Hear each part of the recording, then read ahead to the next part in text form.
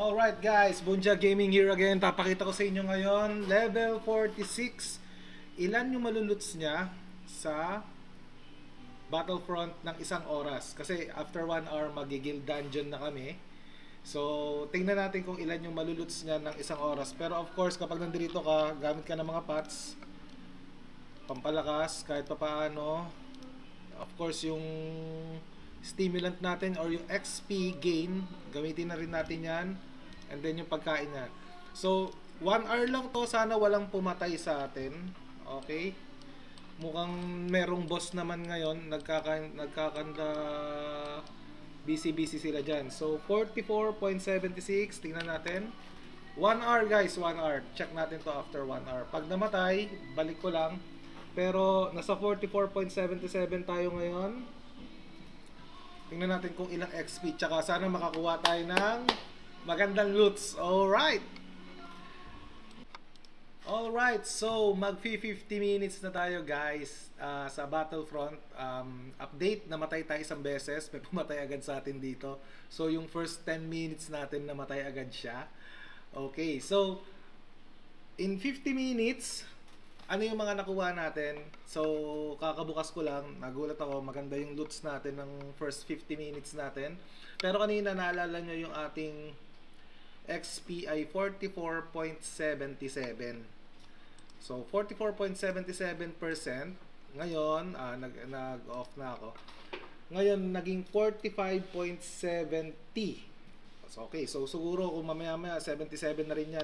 So in 50 minutes or sabihin na lang natin isang oras guys, kasama na yung babalik ka kapag namatay ka, meron kang 1% kada isang oras dito sa Battlefront. Pero ang good news naman, the good news is nakakuha tayo ng Silhouette Advancement. Yan, bebenta natin siya ngayon.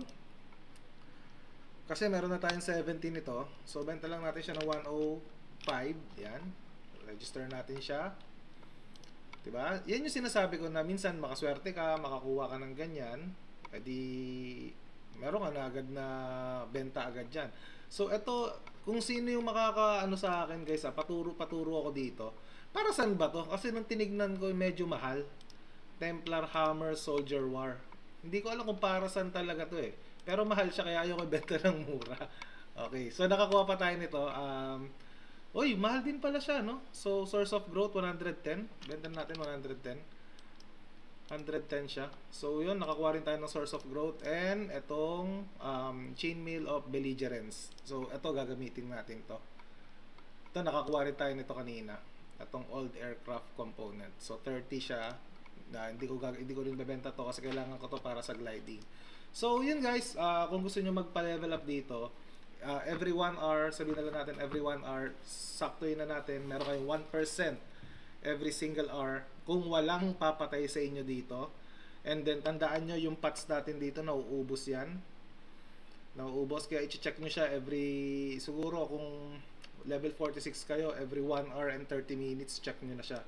Tapos ito, gamitin na lang natin yan, meron na ako rito para sa red negation natin yan. Yan. So, yun na. Yun na yung pinaka-ano natin dito. Tawag doon. Pinaka-details regarding dito sa Battlefront. Level 45 to. Level 45 guys. Kung level 46 ka, ayos dito. Lalo kung walang papatay sa'yo. So, isipin mo na lang every single day. Kung dito ka magpapalevel, 24% every day. No? Pero syempre, dahil may mga daily quest, hindi mo magagawa rin naman yun. Pero okay na rin, diba? Sabihin natin makaiwan ka rito ng mga 4 hours, 5 hours, 5% na rin yun. Ang laki nun guys, ang laki.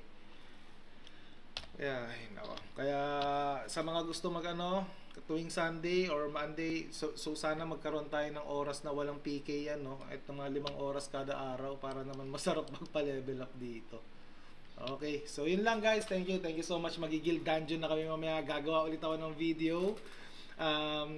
Bibigyan ko kayo ng tips kasi yung guild ko kanina, guild ko last week natapos namin yung guild dungeon. Okay, see you guys. Mamaya ulit.